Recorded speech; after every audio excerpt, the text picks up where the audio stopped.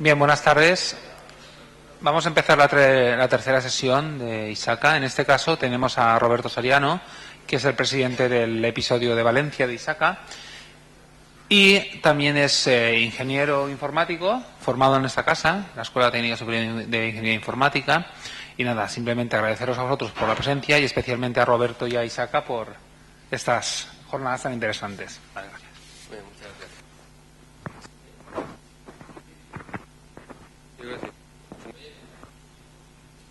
Bueno, gracias a la Universidad Politécnica por permitirnos esta charla y sobre todo también a la Técnica Superior de Informática por permitirnos presentar aquí.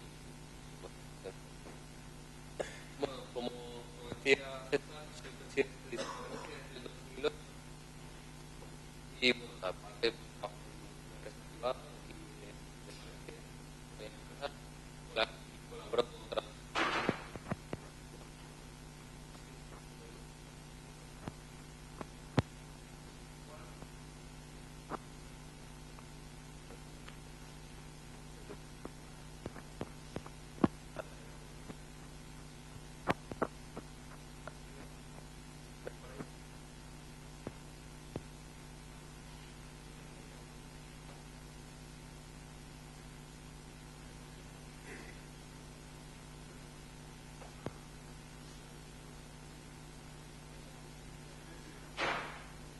Sí.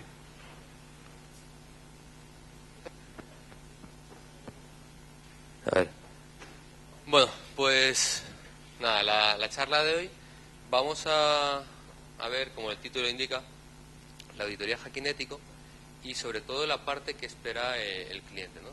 Pensar sobre todo que cuando nosotros hacemos una auditoría hackinético se la hacemos a alguien y al ser ético se supone que está contratado, que es legal, etcétera, etcétera. Vemos las partes buenas y malas de esto del hackinético. Bueno, más o menos esto está basado en un caso real. Por supuesto, desaparece el nombre del cliente. Espero que lo haya quitado correctamente y no se haya quedado por ahí en ningún sitio. Voy a dividir la ponencia en dos partes. Una que será el resumen del caso de éxito, con algunas pantallas de cosas que se ven, de la información que se ha obtenido. Y la otra, la parte de metodología. Entonces lo que os decía es caso real, ¿vale? Nosotros pues solemos hacer auditorías de hackinético bastante a menudo, pero controladas, ¿vale? Que esa es una de las partes importantes que tiene el hackinético. Bueno, en principio, antes de empezar a hacer hackinético, tú llegas a una reunión con el cliente y lo primero que tienes que hacer es planificar qué es lo que vas a hacer, ¿vale? Entonces, bueno, aunque luego lo comentaremos, pero en este caso se decidió hacer una prueba interna y externa, ¿vale? Y ciega. Lo de ciega, nosotros estamos haciendo el hackinético sin saber qué es lo que tenemos detrás, sin saber qué servidor, qué sistema operativo tenemos, sin saber qué base de datos existen, si hay servidor de VPN, no hay, ¿vale? O sea, nosotros lo conocemos, pero no es doblemente ciega, que sería el otro caso, porque el sistema de la información, el departamento de sistemas de la organización sí que lo conoce, ¿vale? Ellos están allí y de hecho nos están acompañando, nos están guiando durante la auditoría y enseñando salas, reuniones, etcétera, etcétera, ¿vale? Entonces, bueno, se hacen entrevistas con recursos humanos, con personal de la organización, de diferentes grados dentro de la organización, para conocer también qué concienciación tienen ellos de la seguridad, ¿vale? Eso nos va a dar ciertas pistas, aunque es importante, o sea, es ciega porque el auditor de hackinético no conoce la información, aunque otra de las personas que está haciendo la prueba va recabando otra información que incluirá en el informe, ¿vale?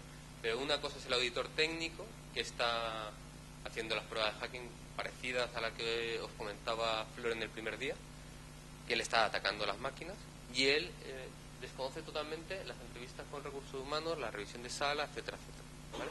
Pero son dos informaciones que se van a incluir al informe. Se revisa también la sala de servidores, entre otras cosas, pues aprovechamos, miramos medidas físicas de seguridad que existen en la sala, miramos pues tipos de conexiones, cómo están conectados, qué equipos hay, ¿vale? Prácticamente más o menos esa es la información que se mira. Y se empieza a hacer búsqueda de información, que esta sí que la hace el hacker, ¿vale? O el especialista en intrusión. Esa búsqueda de información se hace a través de webs, ¿vale? O sea, tú te metes en un buscador y empiezas a buscar una empresa. Este tipo de información, ya hay muchas empresas que se encargan de conocer cuál es el estado suyo de cara a otros usuarios. Esa búsqueda de información muchas veces te revela ya contraseñas de ciertos usuarios, contraseñas típicas, la típica de pues, un usuario que para entrar al ordenador, un usuario con permisos muy bajos, para entrar al ordenador tiene la típica contraseña de 1, 2, 3, 4, 5, 6, 7, 8. Bueno, pues se la publica o se la manda a otra persona por correo, ese correo se queda cacheado en un buscador y aparece esa contraseña, por ejemplo. Entonces, este tipo de información lo buscan muchas empresas para conocer cuál es el agrado, el desagrado de los clientes, de los empleados, de los ajustos que están. ¿Vale? También se emplea para intentar encontrar información pues, de tipo de servidores que están empleando, tipo correo que están empleando, todo ese tipo de información que al hacker le va a ayudar. Se buscan foros, correos, dominios. En el momento que tú en la web vas encontrando información ya, ¿vale? Vas intentando analizar otras posibles medidas que te den más indicadores de qué es lo que hay detrás, ¿vale? Pensar sobre todo pues eso, que el hacker en principio no conoce nada de la organización, o sea, le han dado el nombre pero no conoce absolutamente nada y está intentando encontrar toda la información que sea posible para emplear ciertas herramientas o no. Aquí más o menos se pone cuánto en la parte de abajo, ¿vale? Es un diagrama de Gantt como conocéis. Se ponen, pues se separan las tareas que se van a realizar y unas fechas aproximadas. Luego veremos sobre todo la última parte, pero fijaros ahí que la recogida y actualización de la información, ¿vale? Sería esta segunda fase, ¿vale? Que tenéis aquí. Prácticamente la tenéis en 3 días. 3 días se hace y por eso también es muy importante al hacker obtener toda la información lo antes posible, ¿vale? Y de una forma muy muy rápida. No puede estar ahí pues utilizando todas las herramientas que él tenga a mano para intentar entrar en la empresa, ¿vale? Tiene que ir muy rápidamente al grano.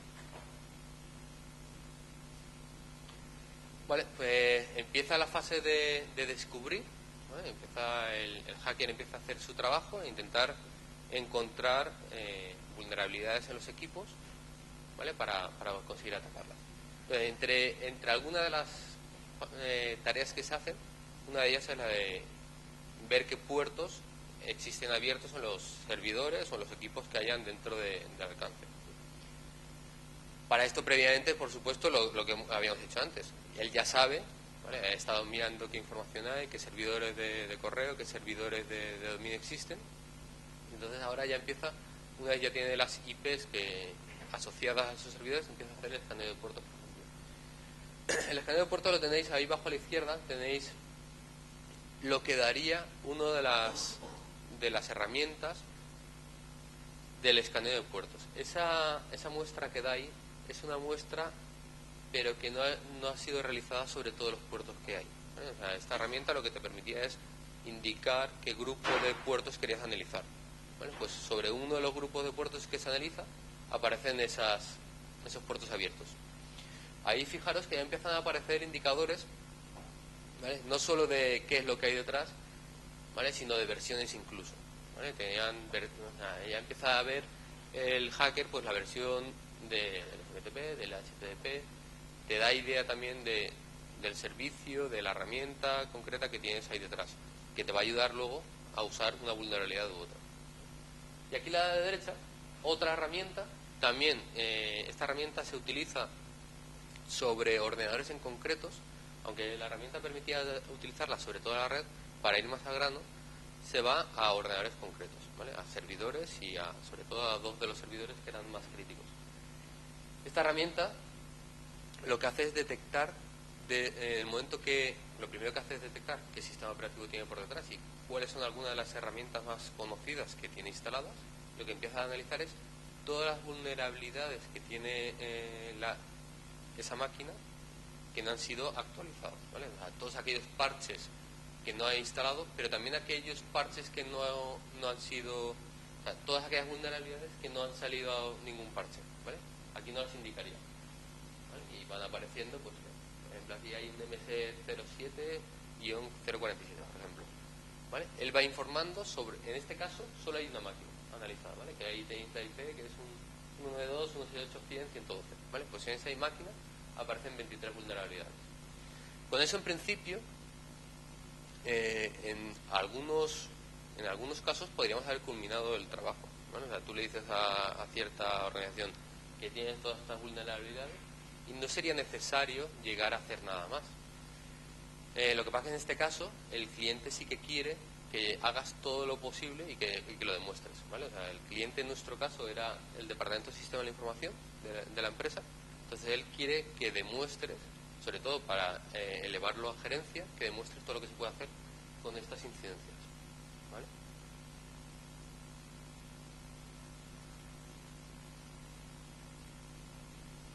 Vale. Bueno, esto sería ya, hemos detectado las vulnerabilidades, pues ahora vamos a empezar a utilizar las herramientas de ataque para aprovechar esas vulnerabilidades.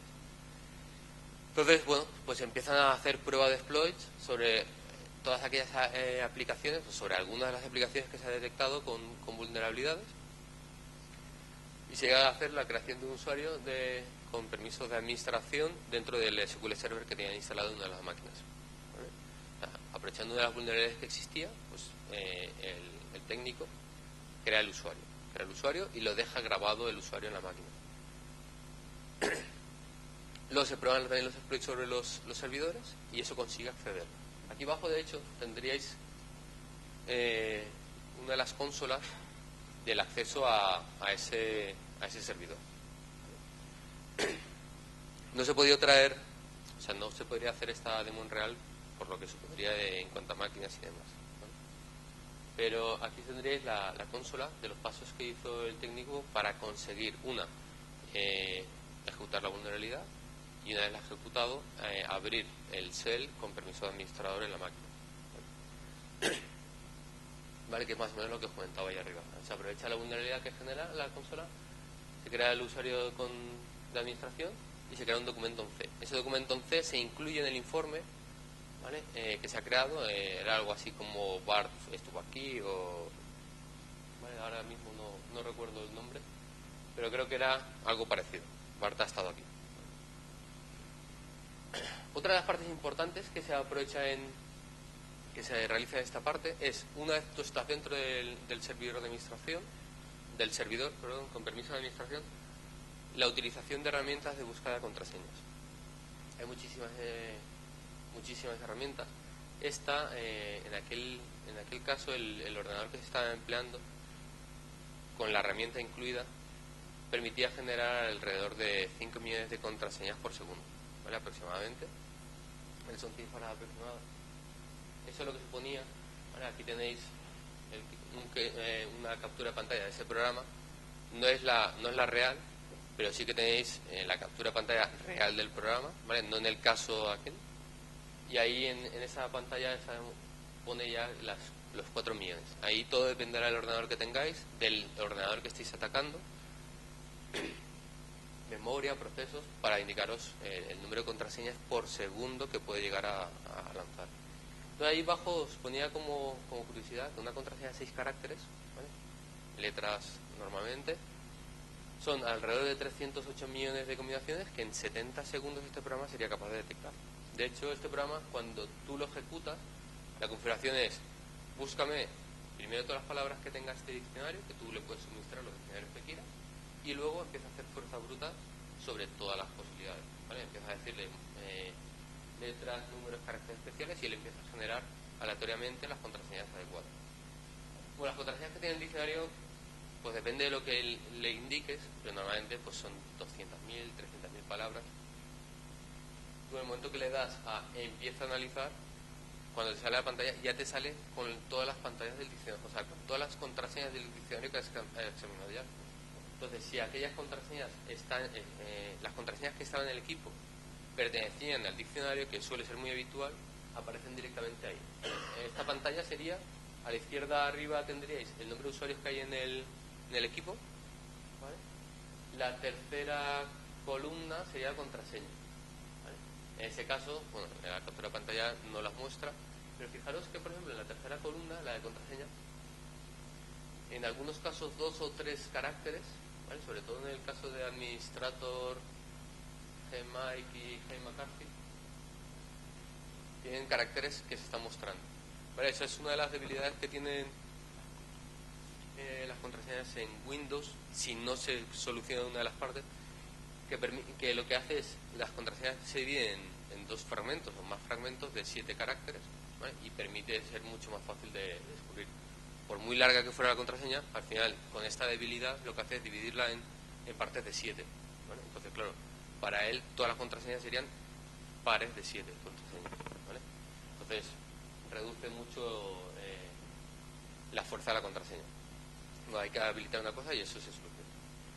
Vale, lo que os decía, claro, con estas debilidades, ¿vale? En aquel caso, en este cliente, luego veréis, hay una pantalla que creo que aparece mejor, casi todas las contraseñas eran débiles, incluso la de administrador, ¿vale? Débiles en el sentido de, no quiere decir que tuvieran menos de 8 caracteres, sino que eran palabras solo, por ejemplo, letras mayúsculas y minúsculas, que no incluían números, por ejemplo. Aunque fuera de 10, seguía siendo débil porque no tenía ningún dato más.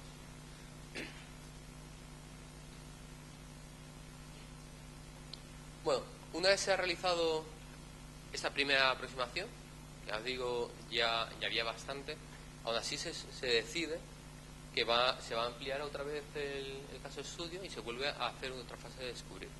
En esa otra fase, en esta segunda pasada, lo que se analiza son las conexiones.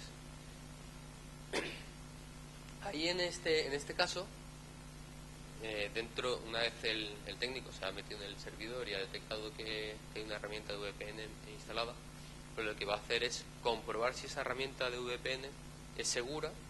Empieza a hacer búsquedas en Google de posibles vulnerabilidades de la herramienta. También analiza la wireless, ¿vale? Que aunque aparece como red segura,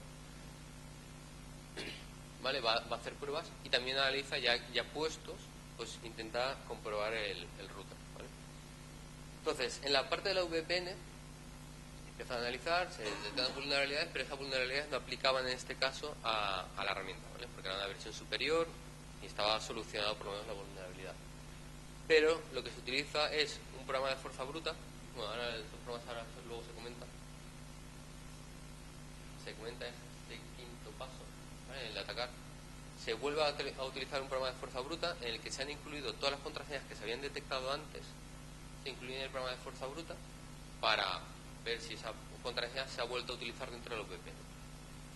Y esa contraseña aparece dentro de la VPN, ¿vale? O sea, es una contraseña que ya se ha empleado, por ejemplo, como usuario, es una contraseña débil que además se está empleando en la parte de la VPN para ciertos usuarios. ¿Qué es lo que está sucediendo? Pues que al final tenemos una contraseña débil, al emplearla en varios sitios, pues es doblemente débil, ¿no? O sea, estás permitiendo por más sitios ser atacado con una debilidad que estás teniendo. Entonces, las contraseñas, una de las cosas que había que comentar es que las contraseñas, la idea no es que sean solo fuertes, sino que además de que sean fuertes, que intenten ser siempre diferentes en cada sitio que las estamos empleando. ¿Por qué? Porque si nosotros estamos utilizando, accediendo a este equipo, por ejemplo, y este equipo al final es vulnerable, yo estoy dejando ahí la contraseña que da acceso a todos mis sistemas de acceso. O el otro caso sería, si yo no puedo utilizar en cierto sitio una contraseña fuerte, lo que voy a hacer es utilizar una contraseña débil en todos los sitios, ¿vale? Por ejemplo, imaginaros la tarjeta de crédito, son 4 números, voy a intentar utilizar esos 4 números para acceder a mi ordenador, para acceder al correo, etcétera, etcétera. Al final tengo una contraseña débil en todos los lados. ¿Vale? ¿Qué es lo que les pasó en este caso? ¿Vale? Una contraseña del estilo, imaginaros, Antonio, la A con mayúscula y el resto del nombre. No es que sea débil, es que es muy débil. Suele coincidir con el nombre de usuario, suele coincidir con una palabra que es legible, aparece en el diccionario, ¿vale? No incluye caracteres especiales, no incluye números, ¿vale? Entonces, la VPN coincidía, la contraseña del administrador coincidía con la de la VPN. En la wireless, lo que el técnico hace es inyectar paquetes. Empieza a hacer inyección de paquetes, le cuesta, al segundo día consigue introducirse en la Wi-Fi. El problema de la Wi-Fi no era que la contraseña fuera débil o fuera fuerte, sino era la ubicación donde estaba la Wi-Fi. Esta empresa está en un sitio, pues como casi todas las empresas, en un un sitio poblado que tiene más empresas alrededor, tiene más casas alrededor. Y aquí el problema es que accediendo a la wireless accedías a toda la red de la organización, ¿vale? Accedías a la wireless y accedías a las carpetas compartidas que tengan todos los equipos. Por lo tanto, otra vez vuelves a permitir de una forma más o menos sencilla acceder. Lo ideal hubiera sido que esa wireless solo permitiera acceso, por ejemplo, a Internet o a ciertos servicios muy concretos, pero no permitiera acceso a carpetas compartidas, a servidores, etc. Y luego con el router se vuelve a probar otra vez las contraseñas detectadas en la fase anterior. Se utiliza también el programa de fuerza bruta para intentar acceder, ¿vale? Para hacerlo más fácil. Y se utiliza también la información de fábrica. No sé si os acordáis, o no sé si estabais todos el día que vino Florencio, pero una de las cosas que comentaba es lo fácil que es coger ese listado de contraseñas que tienen los routers o los dispositivos por defecto instalados. Entonces, con esas contraseñas que al final, en una página, 2 páginas que caben todas, las pones en el diccionario y eso para él es nada, para el programa de fuerza bruta. En este caso también se consigue acceso al router de una forma sencilla a través del programita. Pues aparece una de las contraseñas aparece como que estaba ahí. Entonces, con todas, fijaros que al final con los tres ataques a los tres dispositivos diferentes permiten de vuelta otra vez acceder al servidor, cuando deberían de ser justamente las herramientas que están impidiendo de forma masiva que acceda a cualquier usuario a nuestra máquina, ¿vale? Entonces, una wireless, por muy segura que esté, si al final permites desde esa wireless acceder a mi equipo o acceder al servidor, pues mi servidor está vencido, ¿vale? Bueno, además aquí una de las cosas que se hace es, una vez que has metido dentro del servidor, pues instalar un FTP, por ejemplo, puedes instalar un FTP, puedes instalar un troyano. En este caso se instala un FTP que permite luego pues hacer descarga de documentación de una forma más o menos sencilla, ¿vale? Instalas el FTP del servidor y luego tú ya te conectas al FTP de tu casa sin problema, ¿vale? Te bajas toda la documentación. Bueno, una vez hemos obtenido toda la información hemos obtenido mucha de la información de vulnerabilidades que existen en la organización, empezamos a emitir o a preparar el informe para entregar al cliente. Pero claro, después de todo lo que nos hemos encontrado, pues te sientes un poco diciendo, no voy a esperar a entregar el informe, sino que voy a intentar que el cliente solucione muchas de las cosas que tiene antes de entregar el informe, ¿vale? O sea, eso aparecerá en el informe, aparecerá las capturas de pantalla, aparecerá la documentación, con fotos, etcétera. Pero lo que les recomendamos es solucione estas vulnerabilidades porque son muy graves. Además se le indica que cambien todas las contraseñas, porque todas las contraseñas van a aparecer en el informe también. Claro, nosotros las hemos capturado, no vamos a decir, no vamos a poner asteriscos porque así no aparecen. Queremos demostrar que las contraseñas estaban, entonces aparecen en el informe. Y se elabora también un informe ejecutivo con el nivel de riesgo que tiene cada una de las vulnerabilidades encontradas, ¿vale? Acordaros al principio que lo que había dicho es que se analiza la parte organizativa de la empresa y se analiza también los equipos, ¿vale? Las vulnerabilidades que tienen, cómo están conectados, etcétera. Por eso, dentro del informe ejecutivo, ahora luego veréis que hay ciertas cosas que no son solo debilidades de equipo, ¿vale? Entonces, las vulnerabilidades que aparece el nivel de riesgo que se tiene por esa vulnerabilidad, una solución que debería la empresa poner en marcha, un tiempo aproximado, ¿vale?, de cuánto supondría esa solución en llevarla a cabo y el coste aproximado. Eso, la idea sobre todo es, imaginaros que hubieran aparecido 1 millón de incidentes. Bueno, la empresa no puede acometerlos todos a la vez y al final tiene que priorizar, ¿vale? Aunque tú le indiques un nivel de riesgo u otro, al final ellos determinarán que por el nivel de riesgo que tiene, por el coste que tiene, por el tiempo, pues priorizarán unos u otros. Toda esa información nosotros se la damos para que ellos la tengan a mano y puedan decirlo de una forma más fácil. A esta empresa se vuelve a auditar dentro de 5 meses y la idea es primero revisar que todo lo que se le ha recomendado ya se ha puesto en marcha, o por lo menos la mayoría de ellas, y las que no se han puesto en marcha, ver qué medida tienen ellos para solucionarlo. Claro, tú sigues teniendo ahí un agujero que se te puede meter cualquiera. Entonces, ¿cómo lo estás controlando que nadie puede entrar por ahí? Y por supuesto hay que controlar nuevas vulnerabilidades. O sea, seguridad no es algo que yo implanto seguridad hoy y dentro de 10 años voy y la casa sigue siendo segura, sigue estando reluciente, etcétera, etcétera, sino que continuamente hay que seguir revisando. ¿Vale? Entonces también los niveles de riesgo van variando dependiendo de la organización hacia donde vaya funcionando, entonces hay que volver a revisar. Esto sería un modelo de incidencia de los que sucedió, de los que se encontraron. ¿Vale? Pues se documenta y esta podría ser una forma de documentarlo. Pues al final tenemos una de las incidencias que aparece es la famosa actualizaciones. ¿Vale? Hay muchos parches que nos han corregido y están ahí. De esos 23 vulnerabilidades que habían, pues había muchos que eran parches. Vale, pues lo que se comenta es, hay un riesgo alto de que suceda, o sea, de que en caso de que suceda, de que la organización corra un riesgo alto de perder información, perder prestigio, perder clientes, etcétera. La probabilidad es alta de que suceda, ¿vale? Muchas vulnerabilidades, herramientas muy conocidas que lo que te hacen es aprovechar esa vulnerabilidad a diestro y siniestro, ¿vale? Entonces es muy probable que te toque. Y la complejidad del control de solucionar la parte de actualizaciones se indica que es media, por lo que ahora luego comentamos. La vulnerabilidad, bueno, pues el servidor no tiene activado el método de actualización, ¿vale? O a lo mejor tiene activado que te descargues la actualización pero no la instales, por ejemplo. ¿Vale? Bueno, se comenta un poco las actualizaciones que son. Se notifica, en este caso se pone el servidor tal, descarga pero no actualiza, por ejemplo. También se pueden incluir fotos, ¿vale? Demostrando que el servidor, pues todas estas vulnerabilidades que existen en este servidor. O incluso la pantalla típica de configuración donde están las actualizaciones, ¿vale? Y que se vea claramente que descarga pero no instala. El riesgo en este caso, del mismo modo que se publican las actualizaciones, se publican también aplicaciones que permiten explotar dichas vulnerabilidades y permitir el acceso a un usuario no autorizado. El riesgo no sería solo, o sea, no sería eso. El riesgo al final es que si el usuario al final entra, se puede llevar toda la información haciendo que la información de la organización sea el know-how, sea la base de datos de clientes, sea la base de datos de productos. Imaginaros que fuera un hospital, que el expediente sanitario de un cliente aparezca a la luz. Entonces ahí empiezan ya riesgos de alto nivel para la organización. La contramedida en este caso, que era lo que hacía que se indicara que era de nivel medio, pues lo fácil sería decir que todos los equipos descarguen la actualización y se la instalen.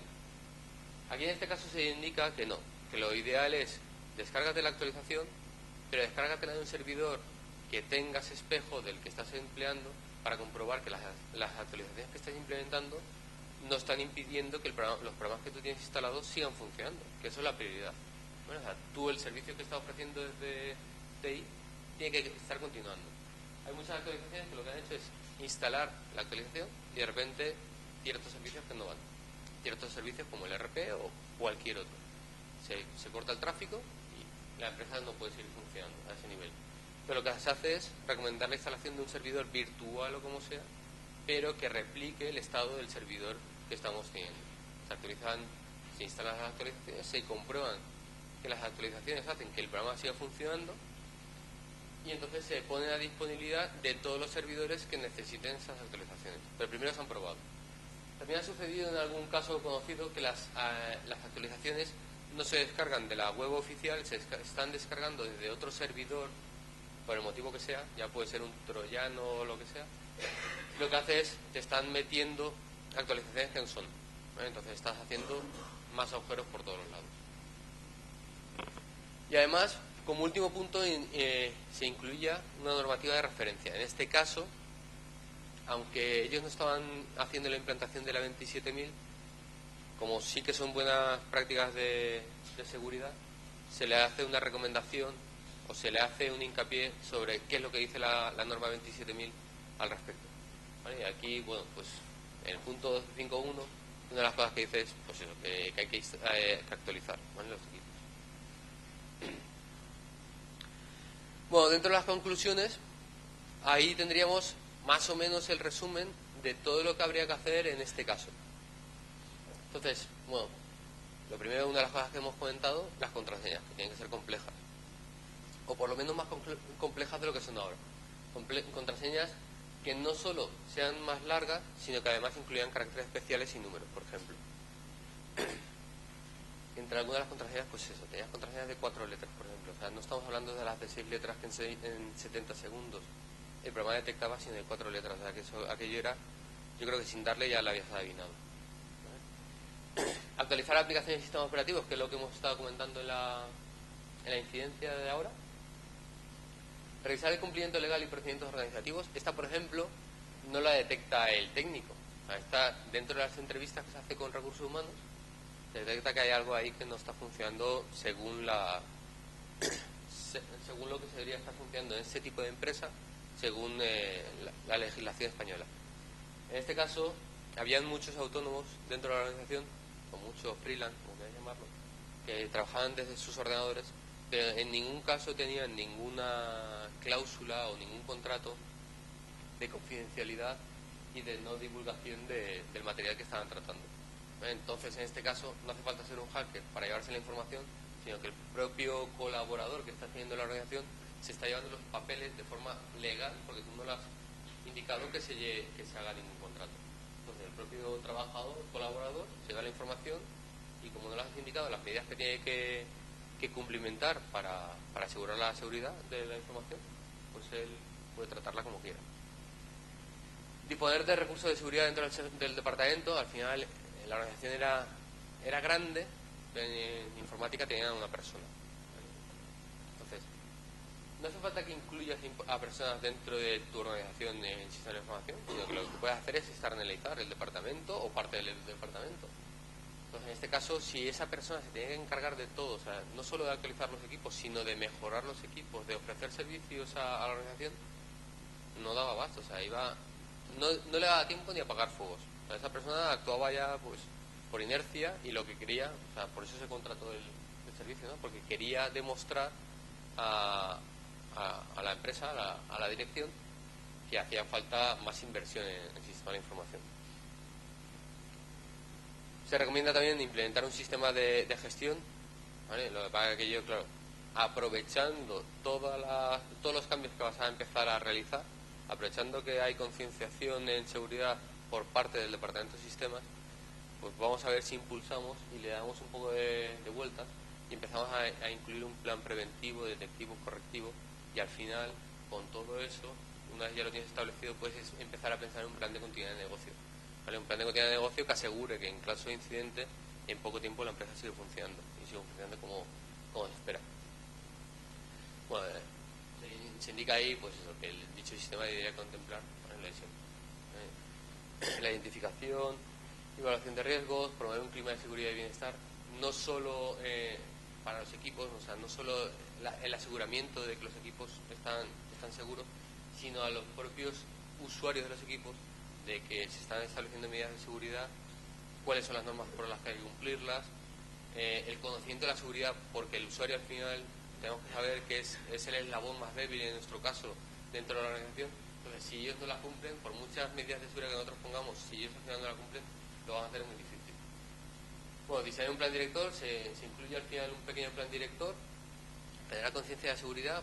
Para eso estaban las jornadas de formación, o se les recomiendan jornadas de formación para todos los empleados, para que tengan conocimientos básicos de seguridad, pero no de hacking ético, ni de protección de datos, ni nada por el estilo, sino de cuál es el mecanismo que tienen que seguir ellos con las contraseñas, cómo generar contraseñas complejas, por ejemplo, ¿vale? Y sobre todo que al final lo que tiene que hacer es preservar la imagen de la compañía. O sea, se tiene que asegurar que la compañía no tenga daño de imagen por cualquiera de los incidentes que están pasando en el sistema de información. O sea, ya tenemos bastante con lo que tenemos como para que encima del sistema de información dañemos a la imagen. ¿Vale? Bueno, antes de seguir, se hablan de amenazas, riesgos, vulnerabilidades.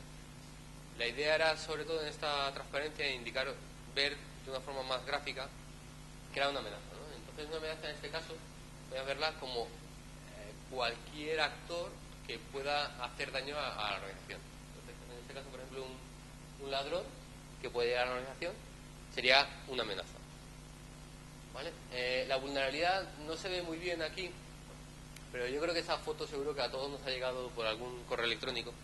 Al final ahí tenemos la entrada de una organización con una valla que está en mitad del camino, pero vemos que el camino, todos los coches se lo saltan, ¿vale? Entonces, ahí tenemos una vulnerabilidad, ¿verdad? Es como tener una valla en la empresa, pero la valla tiene un agujero, ¿vale? Entonces, estamos permitiendo a todos los empleados que entren sin acreditarse, o que sean empleados o que no sean empleados. Pero está claro que las marcas indican que la valla se utiliza poco. El activo, pues sería, el activo más claro que tienen las empresas es la pasta, ¿vale? Entonces, la caja fuerte, los balances, los clientes, el know-how que decíamos antes, toda esa forma de funcionar la organización, podrían ser nuestros activos. Un sistema de control, podríamos tener al guardia de seguridad, que podríamos tenerlo ahí al lado de la barrera. En caso de que alguien se salte la barrera porque no tenemos vallas, pues que esté el guardia de seguridad vigilando que nadie se la salta, y si se la salta puedes ir detrás de él corriendo para evitarlo. Y el impacto sería al final que alguien se lleve ese dinero. Pese a todas las medidas que hemos puesto, o las que no hemos puesto, que alguien se lleve el dinero, ¿vale? Sería uno de los impactos que tenemos, por ejemplo. Luego, algo también tenemos que empezar a analizar antes de emitir el informe final es cómo se mide el riesgo en la organización. Entonces, este podría ser un pequeño ejemplo, pero para cada cliente puede ser totalmente diferente. Vale, aquí en la columna de la izquierda tenéis la probabilidad de que suceda. Entonces, si la probabilidad de que suceda es bajo, ¿vale? Pues según se ha indicado, el impacto será bajo, ¿vale? Tenéis en color naranja. Se pone en color naranja, no, sí, lo ideal en estos casos es utilizar el semáforo, pero como al final todos son impactos, se le pone un color más, no se le pone el verde, que sería todo está bien, sino algo por lo menos indicador, ¿no? Entonces, bueno, conforme va aumentando la probabilidad de que suceda, lo lógico en muchos casos es que aumente también el riesgo, ¿vale? Pero bueno, ahí ya os digo, en cada caso habría que definirlo para cada empresa, ¿vale? Este podría ser un pequeño ejemplo de cómo identificar ese riesgo para la organización. Bueno, esas son las vulnerabilidades que aparecen en la empresa, ¿vale? Todas las vulnerabilidades agrupadas por grupos y por niveles, ¿vale? Tenéis ahí arriba servidores, aplicaciones, infraestructura, ¿vale? Indicando cada una de las vulnerabilidades a cuál de los tres está afectando. Y a la izquierda del todo tenéis las que han ido apareciendo. Bueno, luego aparte con los colores indicando si es de nivel alto, si es de nivel medio y el coste que tiene esta última columna. Ahí fijaros, de la izquierda del todo tenéis el grupo central, ¿vale? Todo esto aplica contraseñas, ¿vale? De una forma o de otra, contraseñas, aunque esto sea la aplicación de control remoto, tienes contraseñas, administradores, todo eso, al final, una de las recomendaciones que se da a la organización es implementar un sistema de single sign-on, gestión de identidades o similar. ¿Por qué? Porque lo que decíamos antes, las contraseñas, si al final tú estás empleando la misma contraseña para diferentes aplicativos, ¿vale? Una, nivel de seguridad bajo. En algunos casos no te va a permitir utilizar esa contraseña, vas a tener que cambiarla. Entonces ya el usuario muchas veces ya le es complicado acordarse de contraseñas de 8 caracteres. Empieza a decirle que tiene 10 aplicativos y cada uno una contraseña diferente. El usuario se vuelve loco, ya no sabe para qué le sirve, ya no se acuerda si esta contraseña era en esta aplicación o era en la otra. ¿Vale? Con el sistema de gestión de identidades lo que estás haciendo es de una forma unificar, con el single sign-on, unificar de una forma más o menos fácil desde donde se van a administrar todas esas cuentas, esas contraseñas, y que el usuario al final, pues con el single sign-on, solo tenga una contraseña para acceder a todos los sistemas. Con eso además se permite que la contraseña sea mucho más compleja, o puede hacer que la contraseña sea mucho más compleja, por lo que el usuario, imaginaros, por ejemplo, el DNI electrónico que todos tenemos, o que casi todos deberíamos de tener ya, ¿vale? Eso al final nos podría servir como medida de acceso al equipo, ¿vale? O la tarjeta Visa, por ejemplo. Entonces, tú tienes algo que tú tienes, más algo que tú sabes cómo podría ser la contraseña. Con esas dos medidas, tú lo que estás haciendo es elevar mucho más la complejidad de acceso al equipo, ¿vale? Necesitas algo que tienes y algo que tú sabes. Evitas al usuario acordarse de muchísimas contraseñas para que solo se acuerde de una, pero además necesite ese elemento, ¿vale? Entonces, estamos evitando muchas vulnerabilidades a través del mismo proyecto. En el de arriba pasaría lo mismo. Hay organizaciones que lo que ofrecen son gestión de dispositivos. Ellos, de forma externa, te controlan los dispositivos que tú tienes y controlan cuáles son las actualizaciones que hay que implantar. Ellos se encargan de hacer copias de seguridad de las actualizaciones, de la configuración que tiene en este momento el dispositivo, se encargan de actualizar el dispositivo, comprobar que todo está funcionando correctamente y si no, vuelven otra vez a la versión anterior. Entonces, con la gestión de dispositivos podríamos solucionar las tres de arriba. Bueno, con el siguiente segmento tendríamos la de usuarios de SQL. ¿Vale? Y luego tendríamos la de portátiles. Esa entraba dentro de la parte de formación. Dentro de la parte de formación y los contratos que habíamos comentado antes. La de topología de red, eso era cambiar el dispositivo a dónde daba acceso. Y los servicios con información y los servicios sin uso, eso al final, el servicio sin uso lo que había que hacer es desinstalarlo. Y los servicios con información, intentar que esa información no se publique. ¿Vale? Acordaros de una de las primeras pantallas que hemos visto, en la que el escaneador de puertos nos estaba diciendo qué programa había detrás y qué versión tenía. ¿Vale? Entonces lo que hay que hacer es ocultar esa información. ¿Vale? Decirle al programa que no diga nada. Vale, aquí se hace un pequeño resumen, se indica cómo podría llegar a hacer, pero es prácticamente lo mismo de antes. Bueno, y ahora la parte de metodología. La metodología que indica ISACA, ¿vale? Bueno, que indica ISACA y que indica muchas organizaciones, al final nosotros lo que debemos de hacer cuando hacemos auditoría es lo que estamos haciendo es controlar que todo está funcionando como debería estar funcionando. Vamos a ver que nuestra organización tiene los controles, las medidas necesarias para cumplir algo. ¿Vale? Entonces, cuando tú haces la auditoría, lo que estás verificando es primero esa base, que puede ser la 27.000, puede ser la protección de datos, la norma que sea, y al final tú estás comparando una cosa sobre la otra. Estás comparando si hay cumplimiento. Y si no hay cumplimiento, vas a indicar una recomendación. ¿Vale? Entonces, bueno, tendríamos esa parte de revisión y evaluación, puede ser sistemas automatizados, ¿vale? los procesos relacionados y los interfaces entre ellos. ¿Vale? Pasos básicos dentro de la auditoría.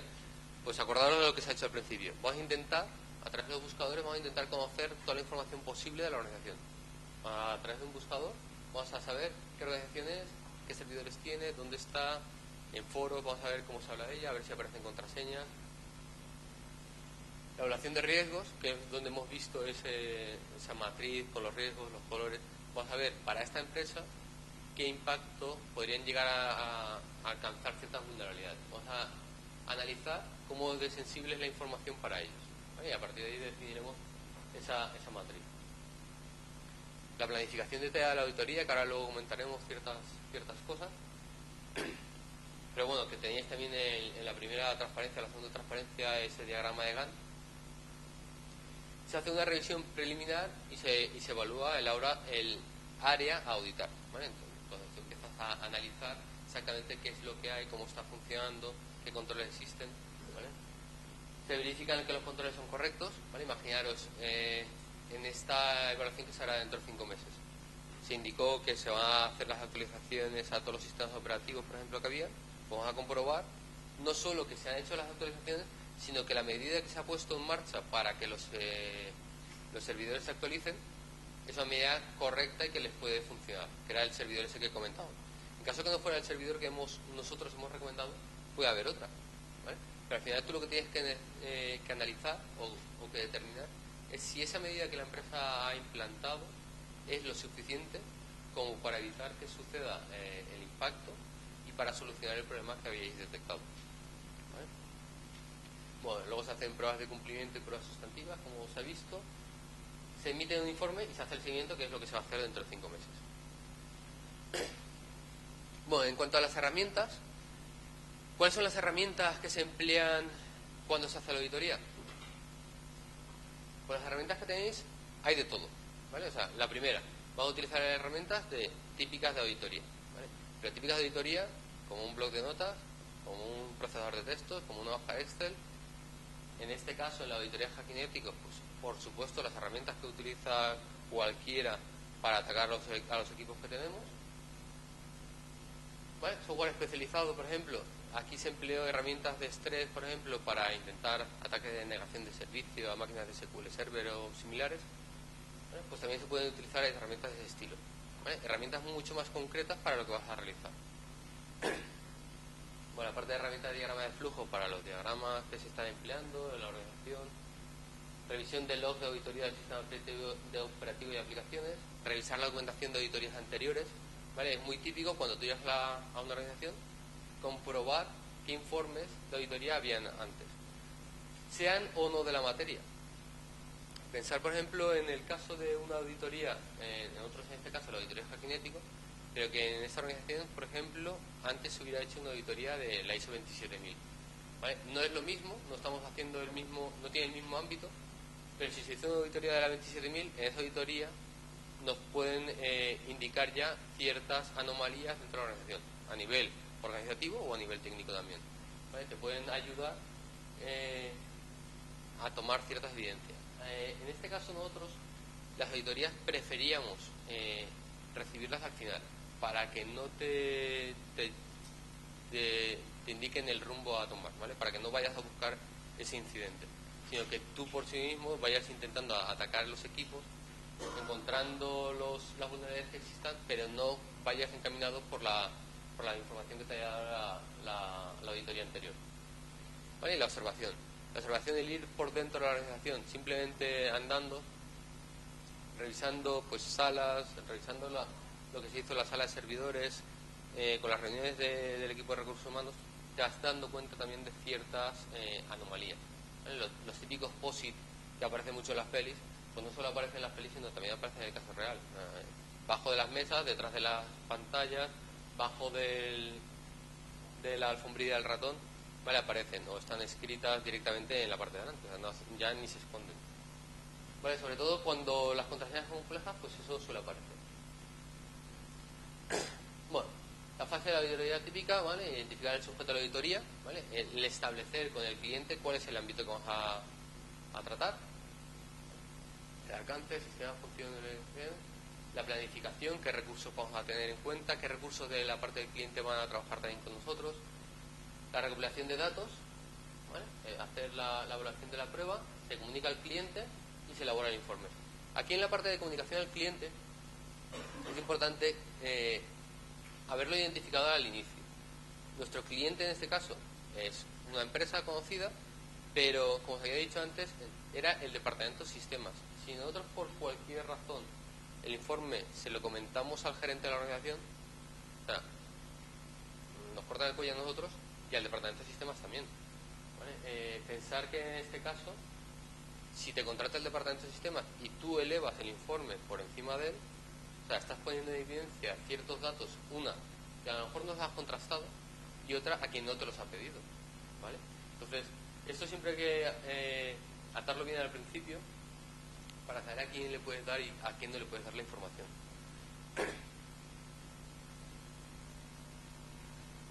Vale, las auditorías se basan en riesgos, o sea, no podemos coger lo que os decía antes, no podemos probar todas las herramientas de vulnerabilidades sobre todos los equipos, sino vamos a ir, en este caso se fue muy al grano por los pocos días que duraba la prueba, porque eran 3 días solo, y se atenía al grano porque vamos a intentar reducir el número de incidentes que puedan aparecer a indicarlos todos, ¿vale? Vamos a preocuparnos de aquellos que más preocupan a la organización, que eran la parte del servidor. Vale, aquí tenéis algunas de las fases, cómo se realizan, ¿vale? No lo vamos a comentar todas, pero simplemente pues la parte de obtención de información y planificar cómo se realiza, algunas de las etapas que se pueden llegar a hacer, cómo hacer el control interno, comprender el control interno, pues bueno, pues analizar esos procedimientos de control, por ejemplo, que sí que se hace con las entrevistas de recursos, por ejemplo, las pruebas de cumplimiento, ¿vale? Aquí esto el hacker sí que estuvo haciendo varias, pruebas sustantivas lo mismo, y el concluir la auditoría, ¿vale? Esas recomendaciones, que es la parte más larga en la mayoría de los casos, en estos casos del informe de auditoría, porque tienes que demostrarlo, tienes que poner en común mucha información, vas a tener que volver a reunirte con el cliente para comprobar que no has indicado nada que no estaba fuera de lo previsto, ¿vale? O sea, a lo mejor tú has has tomado nota de algo, pero no era así como estaba puesto. ¿Vale? No era del todo cierto. Y concretamente la auditoría hackinético, ¿vale? Como decía antes, el técnico lo que tiene que hacer es utilizar todas aquellas herramientas que un hacker podría llegar a utilizar. ¿Vale? Y todas son todas. Pero antes de utilizarlas, por supuesto, lo que tiene que hacer es, vamos a redactar un contrato con el cliente en el que vamos a establecer qué es lo que se puede hacer y qué es lo que no se puede hacer. Para ello, el cliente te dirá, pues mira, yo quiero que probéis estas IPs, por ejemplo. A lo mejor te dice, quiero que probéis todas las IPs de la organización, todo del mundo entero. Pero lo normal es decir, vamos a acotar y vamos a indicar solo estas IPs, por ejemplo. Y además estas IPs, estas otras IPs no las vamos a probar. Porque ahí imaginaros que tenemos a nuestro cliente es un banco y es el servidor que es el que se encarga de la gestión de los cajeros, por ejemplo. Entonces ese servidor no queremos tocar. También indicaremos dentro del contrato cuáles son las IPs de origen, cuáles son las IPs que el atacante internamente o externamente va a utilizar. Vale, si es internamente el cliente lo sabrá, pero estarán identificadas. Y si es externamente, se indicarán para comprobar, sobre todo, imaginaros que nosotros estamos haciendo el hacking ético y hay otro hacker, que no es el que está contratado, que también está haciendo una prueba. Por casualidad, ha querido atacar a la misma persona. Vale, entonces, identificar cuáles pertenecen y cuáles no pertenecen a las pruebas reales. Luego indicar todas aquellas técnicas que podemos emplear. Nosotros le daremos todo el barrido de pruebas que somos capaces de probar y ellos nos indicarán cuáles son las que están capacitados a soportar, ¿vale? o las que quieren probar, ¿vale? Entonces, pues, bueno, ingeniería social, por ejemplo, inyección SQL, la que sea, ¿vale? Ataques sobre el servidor web, ataques sobre servidores de base de datos, lo que sea. Ahí, por ejemplo, hay un caso muy conocido de hace 3 años, por ejemplo, en la parte de ingeniería social, que se contrata a una empresa. Esa empresa se le contrata solo para que haga una prueba de ingeniería social en la organización y se contrata, imaginaros, que para que venga mañana a hacer la prueba de ingeniería social. Bueno, el martes llaman a la empresa y dicen, oye, que no sé, creo que ha habido un error porque no habéis pasado por aquí y estamos esperando a que paséis para comprobar si esto funciona o no funciona. En aquel caso, pues la empresa le dice, pues, tranquilos, es que mañana tenéis el informe. Y dicen, pero si no nos hemos visto, no, es que no hace falta que nos veáis. O sea, dejamos 27 USB por la organización, distribuidos en papeleras, ascensores, usados. Entonces, vuestros empleados, pues no se les ha ocurrido otra cosa que coger y poner ese USB en sus ordenadores. Entonces, ese USB pues lleva el típico programita dentro y lo que hacía era indicar desde qué IP y qué usuario era el que había conectado el USB. De los 27 que creo que eran, o 20, imaginamos claramente, pues 15 habían sido conectados. ¿Vale? Y habían dado señales dentro de la empresa de que se habían conectado y el usuario era X. Los otros 5, yo creo que el problema es que la persona en su casa no tiene USB. ¿Vale? Pero sí, que lo probó seguro. O sea, lo metió, ninguno apareció en objetos perdidos ni nada. ¿Vale? Entonces, hay que comprender también cuál es cada una de las pruebas. O sea, se indica cuál es la prueba, en qué consiste básicamente, y el cliente al final te dice, esta quiero hacerla y esta no quiero hacerla. Dependiendo de la prueba también vas a determinar una duración, ¿vale? O sea, no todas las pruebas se pueden hacer en 3 días ni en todos los clientes, ¿vale? Luego se indica también el horario del simulacro. Lo que decía antes, el viernes iremos de 9 a 2, por ejemplo. Entonces hay que indicar el ataque sobre estos servidores se hará en este horario, este día, a esta hora concreta. Los datos de contacto, tanto del técnico de la parte de hacking como del cliente. Los datos de contacto se dan porque cuando tú estás haciendo las pruebas de hacking ético, a ti te interesa contactar a lo mejor con el responsable del sistema porque por curiosidad, haciendo alguna de las pruebas de hacking ético, has tumbado a lo mejor un equipo o has permitido que alguno de los usuarios que se han conectado a la base de datos tenga más privilegio de lo previsto o se lo has dado a todos los usuarios de la base de datos, ¿vale? Y se han convertido todos en administrador, por ejemplo. Entonces tienes que avisarlo corriendo y decir, oye, ¿qué está pasando? ¿Ha habido un problema? Y en el otro caso lo mismo. O sea, el cliente, aunque tengas el horario del ataque ya contratado previamente, imaginaros que por cualquier motivo él recibe una visita o él está haciendo una prueba que tenía previsto hacer otro día, pero la han tenido que posponer o han puesto en producción algo que no se puede poner y han tenido que parar. ¿Vale? Entonces, todos esos datos son necesarios tenerlos para poder contactar y parar la prueba en el momento que haga falta. Luego se hará el informe de la prueba. Como decía antes, hay que indicar a quién se le va a entregar, ¿vale? No se le puede entregar a cualquier empleado que llegue a la organización, sea el grado que sea, ¿vale? Da igual que sea gerente o que sea un empleado raso, ¿vale? A cada uno hay que darle la información que corresponde. Hay que firmar un contrato de confidencialidad, por supuesto, en el que imaginaros que yo aquí en todo momento pusiera el cliente al que se hizo la prueba, todo lo que se ha detectado, todos los informes y lo fuera repartiendo a todos, ¿vale? No tendría ningún sentido. La aceptación de la metodología por el cliente, o sea, cuando se firma el contrato se acepta que se va a utilizar esta metodología, lo que se va a hacer y a qué hora se va a hacer.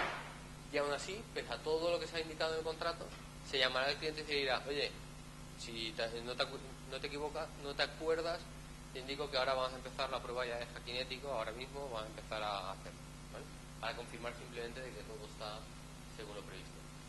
Pese a todo esto, la señal esta del prohibido que aparece es sobre todo porque el hacking ético, de una forma o de otra, el hacking ya por definición es ilegal. ¿Vale? O sea, nosotros no podemos coger y poder empezar a hacer hacking ético a diestro y siniestro porque nos apetece y ahí llegar a cualquier organización y decirle, no, yo te voy a hacer un hacking ético de todo lo que tienes. ¿Vale? Pensar sobre todo en las empresas que cada vez más tienen servicios en la nube. Entonces, cuando tú estás haciendo un hacking ético a una empresa que tiene servicio en la nube, no solo te afecta a ti, sino afecta a otras empresas que también están recibiendo ese servicio de la nube. ¿Vale? Bueno, los tipos de pruebas, al principio, si os acordáis, os comentaba que esta prueba era interna y externa. Externa porque se hacía desde nuestras oficinas e interna también porque se hacía desde las oficinas del cliente. Se emplea un día para la oficina del cliente y otro, 2 días para la oficina del cliente y otro día para hacerlas de fuera. Luego, el conocimiento, lo que os decía. ¿Qué conocemos nosotros de la organización? Dependiendo de lo que conozcamos nosotros de la organización, la prueba será ciega, doble ciega o dirigida. En este caso era ciega, por lo que os decía, ¿no? Nosotros no conocemos qué es lo que tenemos detrás, pero el sistema de la información sí que sabe. El departamento sí que sabe que nosotros vamos a hacer la prueba. La doble ciega sería cuando el departamento del sistema de la información tampoco lo sabe. Muy típica en gerente de la empresa, quiere conocer lo bien que está el plan de seguridad de la organización. Entonces, contrata a una empresa externa, el departamento de sistemas no tiene ni idea, se empieza a hacer la prueba y entonces el gerente lo que espera es que se ponga el departamento de sistemas a responder como está previsto según el plan de pruebas que han elaborado, ¿vale? Y que todo funciona según lo previsto. Y la dirigida va concreta a algo, ¿vale? A un servidor concreto, a un tipo de prueba, a la ingeniería social que comentábamos antes, ¿vale? Va muy enfocado. Bueno, los riesgos que tenemos al realizar este tipo de pruebas de hacking ético, una sería si hemos encontrado todas las vulnerabilidades. O sea, cuando nosotros emitimos el informe, el cliente tiene todas las vulnerabilidades que existen en la organización.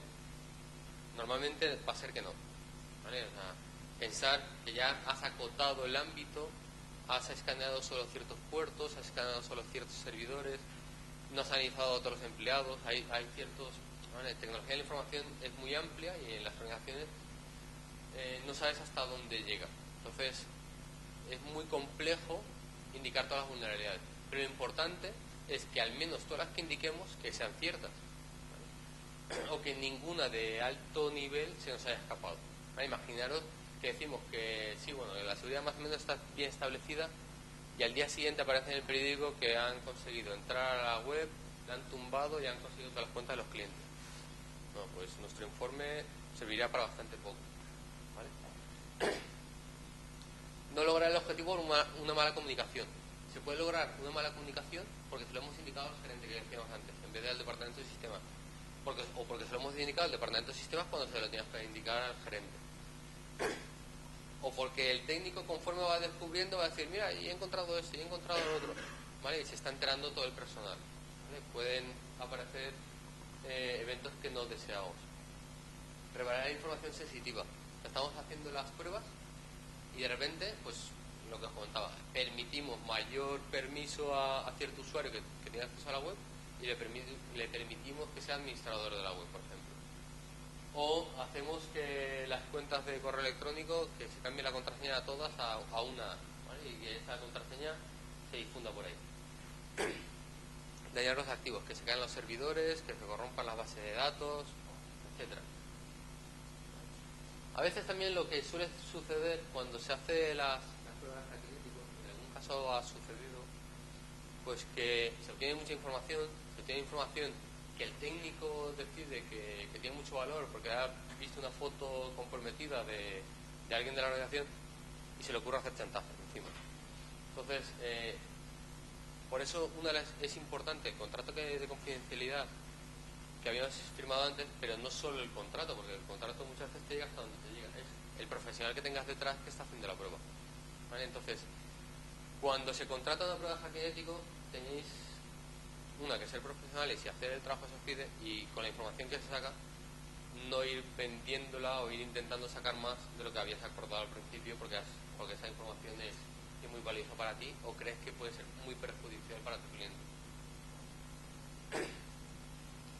Bueno, lo que os comentaba de la nube, y sobre todo ahora después de lo que ha pasado en Egipto, por ejemplo, que tumban la red, que no permiten, todas las empresas que están utilizando servicios ahí en la nube, ¿vale? ¿Qué es lo que les ha pasado? ¿Vale?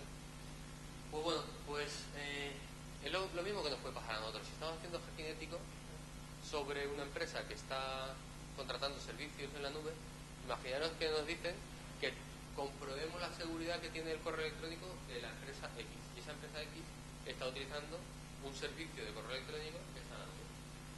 Pues nosotros estaríamos intentando tumbar o detectar una vulnerabilidad que tiene ese servidor o que tiene ese sistema, pero a nosotros nos ha contratado un cliente que no es el poseedor de ese servicio, ¿vale? Él es un alquilado de ese servicio. El poseedor pues puede ser una compañía de telecomunicaciones o una compañía como Google o quien sea. Y ese seguramente no nos ha contratado para que le hagamos un hacking ético a él, ¿vale? Imaginaos vosotros que estáis esta noche en casa, tranquilamente en el apartamento, estáis haciendo la cena y alguien se os mete por la ventana y os dice: no has puesto sal en la tortilla. Y él se considera que es un hacker, porque os está diciendo cómo tienes que hacer la cena. Vale, pues en este caso sería el mismo. O sea, si yo voy a una compañía a decirle que lo está haciendo mal, que sea porque me ha contratado y que sepa que yo lo estoy haciendo, ¿vale? No puedo llegar allí y decir lo bien o mal que lo está haciendo. Pero las repercusiones que puede tener esto, aparte de las legales que te pueden caer, es el destrozo que puedes hacer y el impacto que puede tener sobre ti, ¿vale? Entonces eso también es algo que tenéis que pensar en caso de que se os contratara algo parecido. Bueno, las fases más o menos las hemos visto. Se hace la planificación de la auditoría, ¿vale? En la que se redacta el contrato, se detecta el ámbito, o sea, se determina el ámbito que va a tener la auditoría, las pruebas que se van a realizar. Se empiezan a hacer las pruebas de detección o la fase de descubrir las vulnerabilidades o descubrir la información, y se hace el ataque. Una vez acabado, puedes volver a descubrir tantas veces como sea necesario o tantas veces como lo acuerdes con el cliente, ¿vale? Cuantas más veces descubras, puede ser que llegue un momento que ya no descubras nada más, o puede ser que vuelvas a aparecer a encontrar más cosas. Lo normal es estas pruebas no hacerlas seguidamente con toda la empresa, porque al final te quedas en el mismo sitio, sino cada cierto tiempo, a lo mejor cada año, sí que es bueno volver a comprobar cuál es el estado de seguridad. ¿Por qué? Porque se suelen volver a introducir nuevos equipos en la organización, nuevas metodologías en la organización, aparecen los típicos dispositivos, PDAs, móviles, etcétera, que tenemos la manía de encima de permitir la conexión a esos dispositivos a la red de nuestro equipo. Esos equipos tienen vulnerabilidades, ¿vale? Entonces hay que analizar eso con cierta frecuencia, pero no continuamente, ¿vale? Y el informe que se realiza durante todo el proyecto, ¿vale? O sea, tú vas tomando notas, porque si no, sobre todo en proyectos muy largos, aquella nota o aquello que habías encontrado al principio ahora ya no te acuerdas. Entonces sí que vas tomando notas, no vas elaborando el informe, pero el informe también se va revisando, sobre todo cuando ya has llegado a este final del ataque. También se puede determinar si vas a analizarlo con el cliente, ¿vale? Aquello que os comentaba hace unas cuantas slides es: yo he detectado esta vulnerabilidad, pero a lo mejor no es una vulnerabilidad, a lo mejor es un caso aislado o es un error nuestro. Entonces vamos a hablarlo con el sistema de la información, con el departamento, vamos a comprobar que eso existe y que no ha sido un error nuestro, ¿vale? Entonces,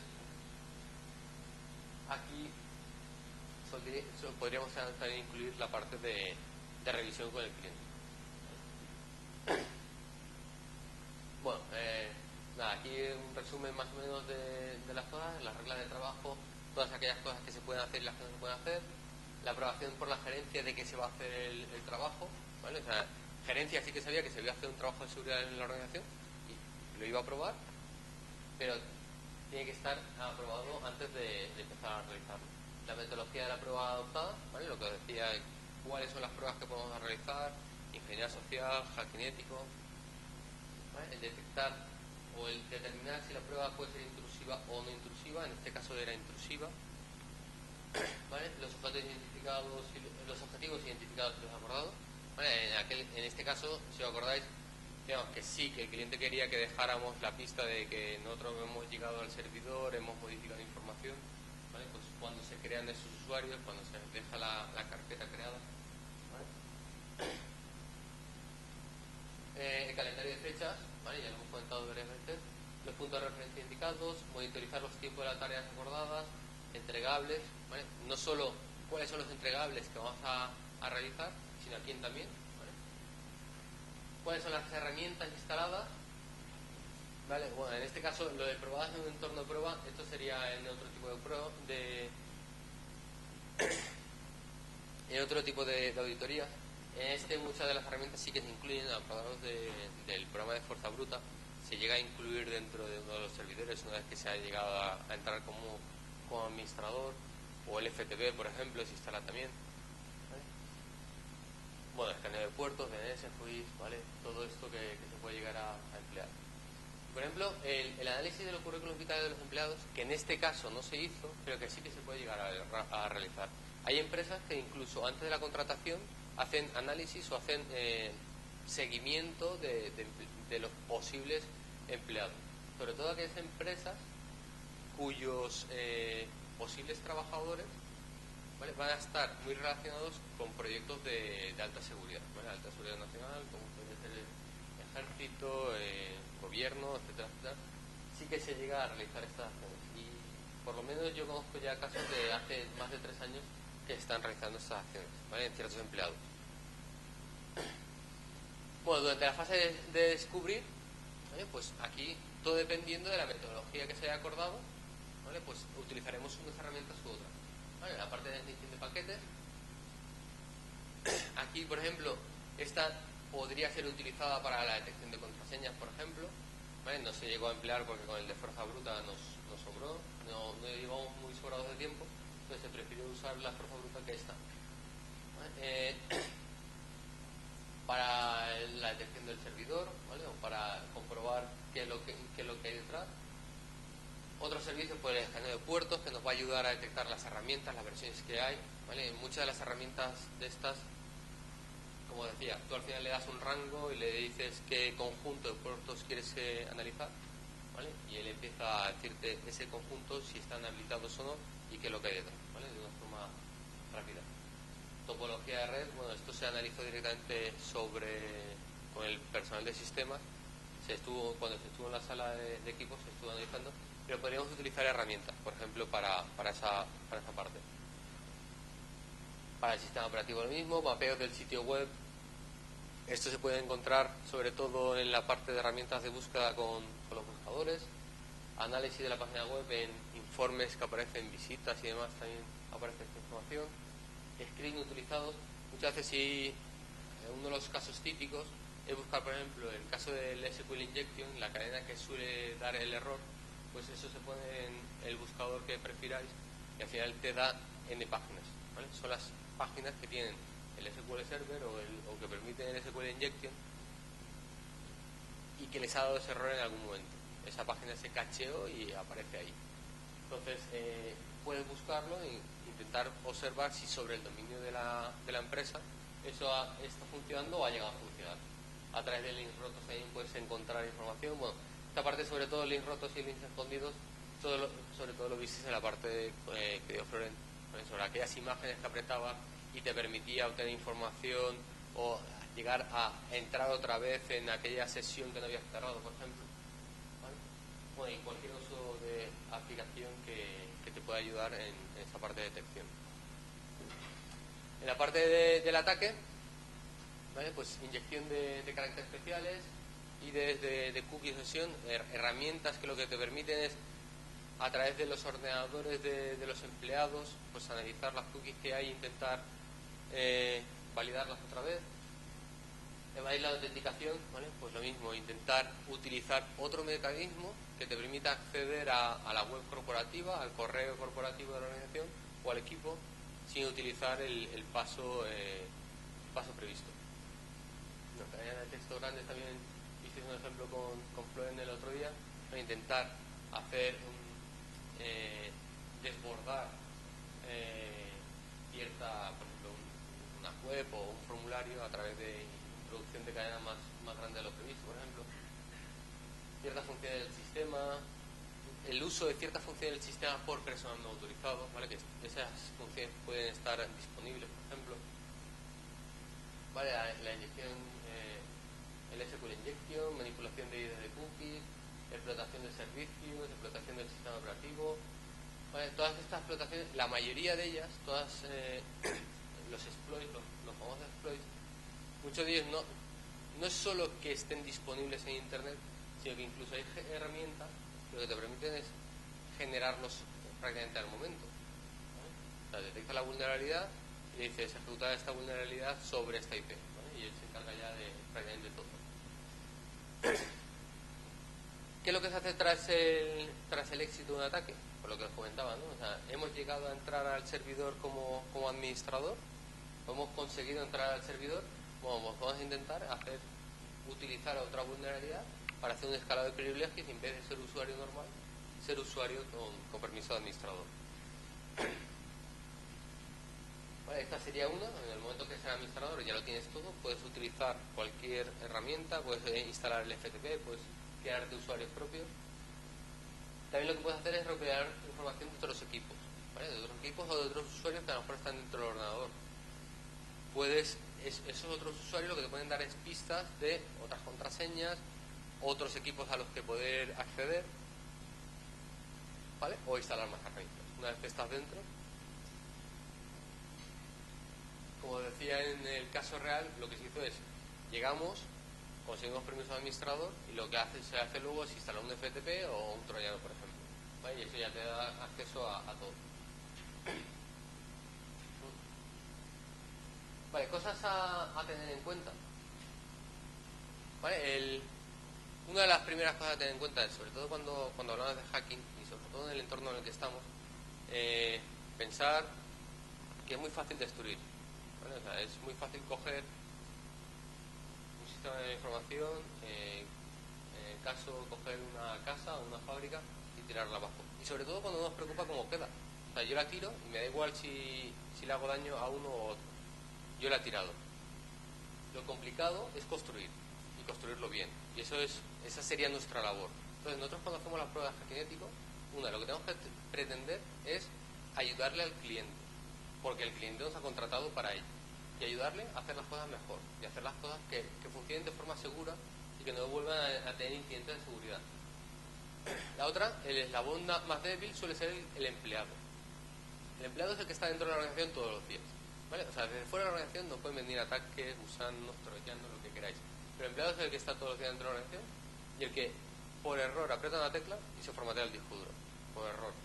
O el que por error tira un vaso de Coca-Cola encima del servidor, ¿vale? También por error. Entonces muchas veces es por desconocimiento, porque no ha sido formado, y otras veces es adrede. Empleados descontentos, empleados mal formados. Entonces, esas son las cosas que tenemos que tener en cuenta. Por eso siempre es muy importante la formación de los empleados, ya sean técnicos o no sean técnicos. Lo que tienen que hacer es conocer cuáles son las medidas que ellos deben implementar. Y por eso en las partes de formación a los empleados, una de las cosas que se les dice es cómo generar contraseñas complejas. Porque para ellos lo más difícil es eso, o sea, es decir, la partida de las contraseñas son de 8 caracteres. Y dices, joder, ya empezamos. Y ahora me tengo que acordar yo de 27 contraseñas con caracteres complejos.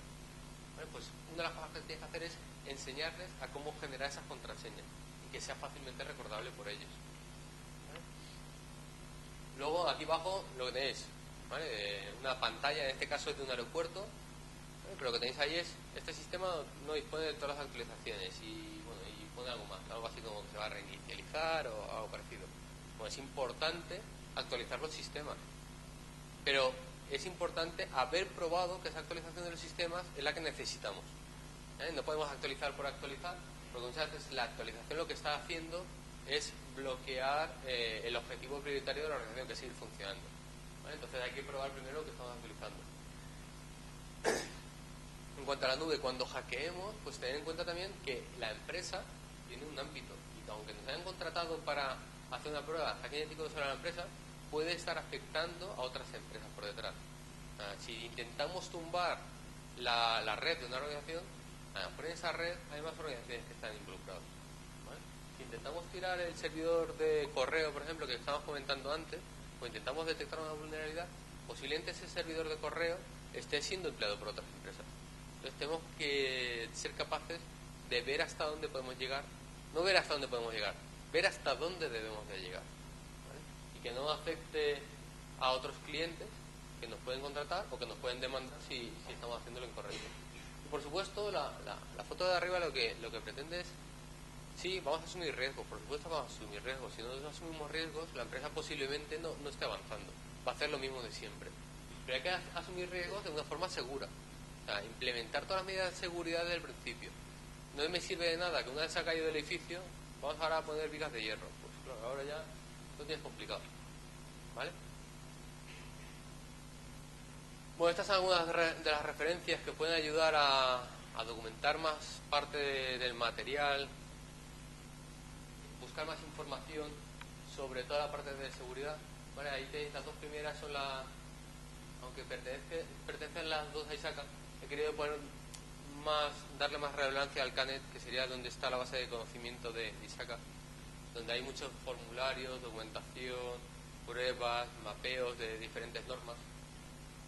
La de OWASP que os habló hace 2 jueves Loren, la de la ISO 27000, que bueno, eso deberíais de encontrarlo dentro de la ISO, de la web de ISO. Hay varias otras webs que tienen más información de la ISO 27000. Que os habló la semana pasada, os habló Elizabeth. La de OSSTM, que os hablará la semana que viene Carlos Auquillo. Y SANS, que bueno, que aunque no os hablará nadie, también es una organización que vela mucho por la seguridad de los sistemas de información y que os puede ayudar. Y con esto sería todo mi ponencia. No sé si tenéis alguna pregunta, alguna duda, alguna cosa que queráis que os aclare. Nada.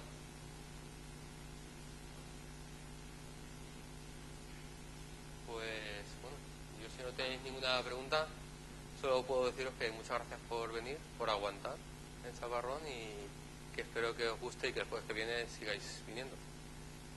Gracias.